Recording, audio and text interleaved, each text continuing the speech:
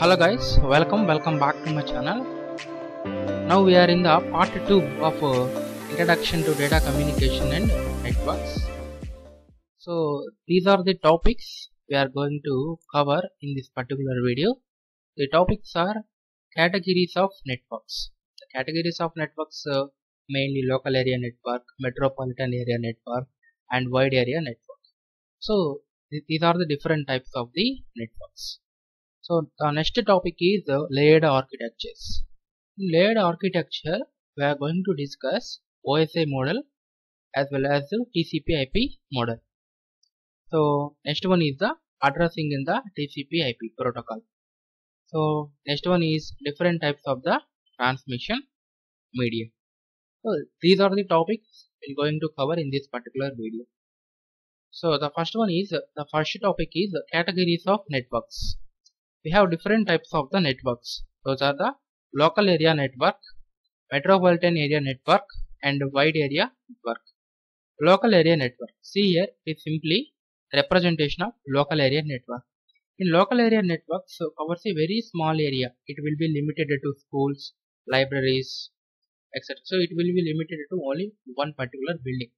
So it covers very less area. So next one is the metropolitan area network. So it covers a large area such as one city, a town or one metropolitan city, etc.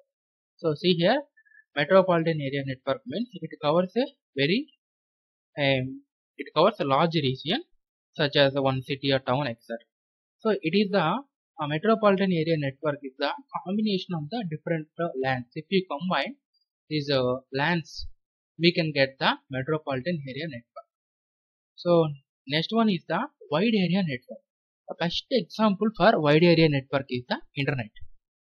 So in wide area network, it exists over a large geographical area. It will connect over countries or out of the countries, etc. So it covers a very large geographical area. So it is the combination of the different types of the metropolitan area networks. So metropolitan area network is a combination of different lines. Simply we can say for understanding purpose. So it is the differences between the local area network, metropolitan area network and wide area network. So the design and maintenance. So very easy. In metropolitan area network it is somewhat difficult. Why? Because we have to combine different types of lines, no? So it is maintenance is somewhat difficult. Wide area network is also difficult. So next one is what are the equipment we are using in the local area network. The equipment is the NIC. And next one is a switch, hub. These are the network devices we are going to use in the local area network. So next one is the modem and the routers are used in the metropolitan area network. Microwave radio transmitter and receiver are used in the wide area network. Why? Because we are using the microwave radio transmitter and receiver means it will cover the large geographical area. So that's why we are using this microwave transmitter and the receiver. So it covers a very small region, no? So the range is from 1 to 10 kilometers only. So it is important. So it covers up to 1 to 10 kilometers. So in metropolitan area network, the range is 10 to 100 kilometers. So wide area network, it is best example for wide area network is internet. So it is beyond 100 kilometers. So it is especially used for in the colleges, schools, hospitals, etc. So particular building we are using, in particular building only we are using this local area networks. Why? Because it covers only very small area. The range is from up to 10 kilometers. So metropolitan area network, it is especially used in small towns, cities, etc. So wide area network, it covers or it is used in the used in entire states, countries and continents, etc. So the propagation delay is very short in case of a local area network. The propagation delay is moderate in case of a metropolitan area network, and propagation delay is very long in case of a wide area network. So the next one is a layered architectures. In layered architectures, we are going to discuss OSI model as well as the TCP/IP reference model.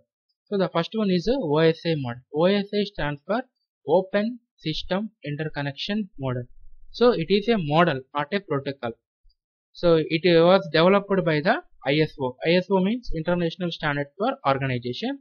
It was developed by ISO. So ISO is actually an organization. So it is a model for understanding and designing a network architecture. So it was never fully implemented. So see here, in OSI model we are having the 7 layers. So it is the source. So it is the destination or the target. At the source, the data is transmitted through application, presentation, session, transport, network, data link and physical layer. At the physical layer, so the data is converted into the bits. So it will, the physical layer is actually responsible for the movement of the bits from one node to another node by using some transmission medium. So at the source, so the data is traveled through these layers. After that it will convert it to digital data, and then again it will travel to physical data link, network, transport, session, presentation, application, and then finally reach to the destination. In this way the message or data will be transferred between the source and destination by using these layers, by using these 7 layers. So how to remember these layers? So we are going to propose one trick there. So here the trick is, so it will be the first layer, physical layer will be the first layer, no? So that's why we are using one trick. The trick is, please don't tell secret password anyone. Here the first letter represents, P represents the presentation layer. It is the first layer. So D represents data link layer, N represents network layer, T represents the transport layer, S represents session layer, P represents presentation layer. So it will represent, A represents application layer. So it will be the physical layer. So here P means the presentation layer. So it will be the trick to remember the layers in order. So application layer. So it will be the first layer at the sender. So here in case of a application layer, it is actually providing the services to the user. It will be the end user actually. It will be the end user. It will be the end layer. So it will be the providing services to the user at last. So presentation layer. So it is useful for the translation or encryption. So the session layer is responsible for dialog control and the synchronization. So the transport layer is responsible for the delivery of messages.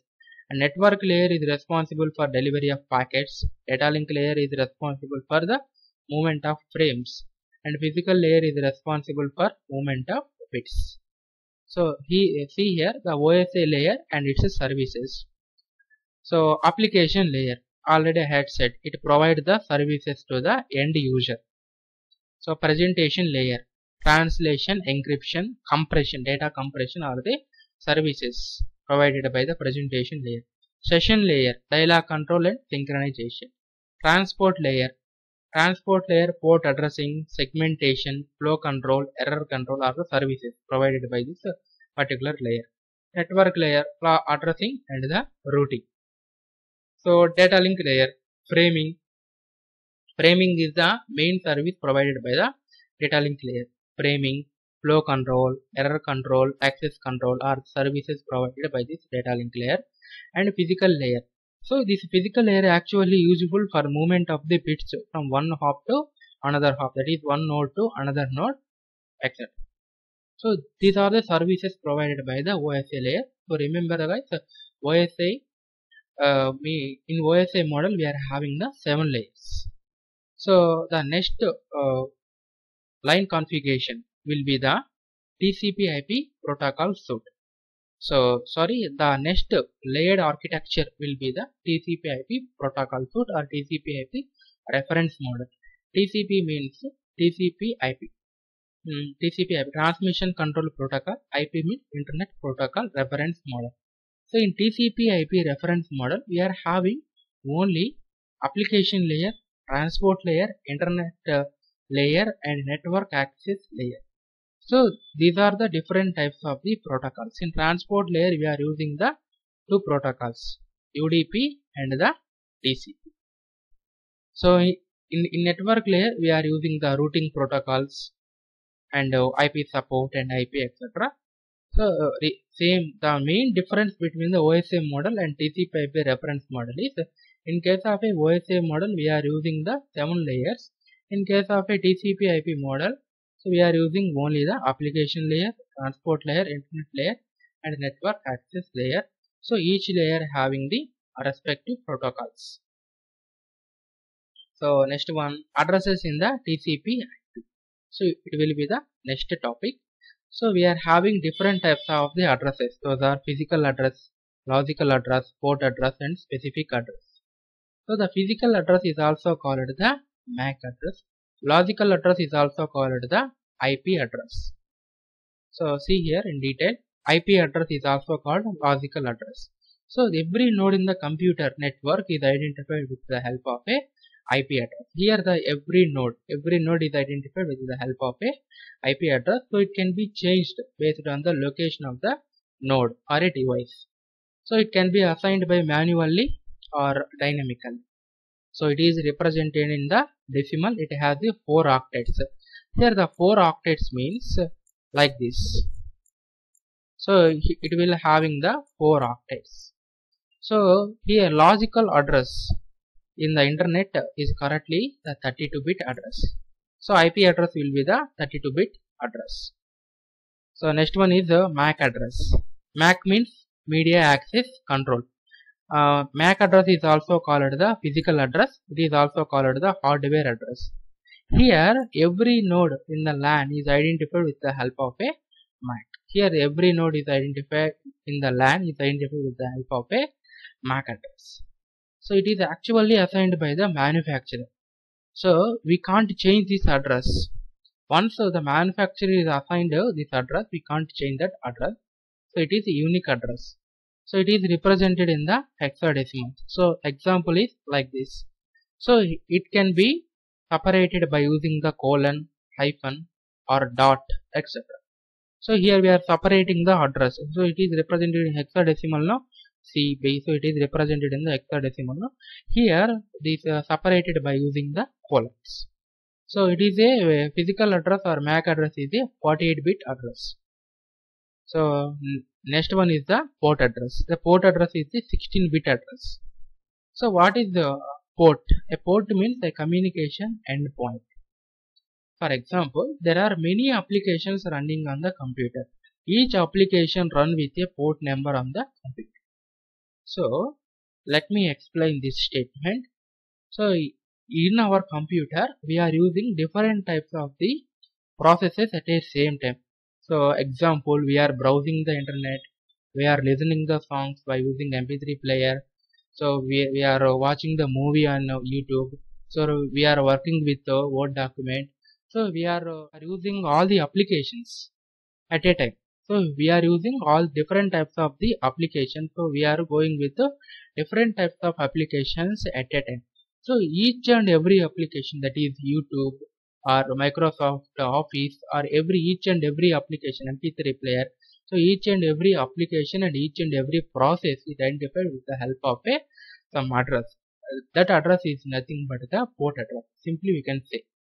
So a port number is a part of addressing information used to identify the sender and receivers of a message. It is actually used to identify the senders and the receivers. It is 16-bit address. That's it. So the next one is the application specific address. Application specific address means it is specific for a particular person. So that means email address. It is a specific email address and URL, universal resource locator. Example, www.mhse.com. So URL, email are the specific addresses. So we can call it as application specific addresses. So the main thing in case of a port address is every port or every process is identified with the help of some address, that is called the port address. So every process every process is identified with the help of a particular address, that is nothing but port address. So the next one is a transmission media. So after the physical layer, so see here, after the physical layer, after the physical layer at the source, after the physical layer at the source. So the data, so it will convert the physical layer will convert the data to digital format. So this digital format will travel through some medium. So that is a transmission. The transmission medium may be wired medium or wireless medium. Between the source and the destination, we are having some medium, that is wired medium or wireless medium. We are going to discuss what are the different types of wired mediums available and what are the different types of the wireless mediums available. So a transmission media can be defined as any medium that can carry the information from the source to destination. So we are having the guided media and unguided media. Guided media means wired media, unguided media means wireless media. In guided media, we are having twisted pair cable, coaxial cable, fiber optic cable, etc. In case of a unguided media, we are having radio waves, microwaves, infrared waves, etc. So see here the guided media. So we are using the in guided media the first wired media. Guided media is nothing but wired media. The first wired media is the twisted pair cable. So actually this twisted pair cable is two types, that is UTP, unshielded twisted pair cable, and shielded twisted pair cable. So it is actually used in the external environment. So this UTP, unshielded twisted pair cable, is used in the internal environment. So which actually the main purpose of twisted pair cable is to reduce the crosstalk problem or to reduce the electromagnetic induction problem. We are using the twisted pair cable while transferring the data. Next one is the coaxial cable. So the coaxial cable having the high bandwidth, that's why it is used in the television, telephone, it is used in the television or telephone transmission system, etc. So the next one is the fiber optic cable. So here the data is transmitted in the form of a light. It will having it is also having high bandwidth and less attenuation. So next one is the unguided media. What are the different types of the wireless media available? First one is the radio waves. So it is the radio waves. So the radio waves will penetrate through the buildings. So in radio waves we are using the omnidirectional antennas. So the radio waves can penetrate through the buildings. So and the next one is the microwaves. So the microwaves will ranging from 1 GHz to 300 GHz. So for this purpose, these microwaves are used in the mobile communication, satellite communication, etc. Why? Because these microwaves having the very high bandwidth.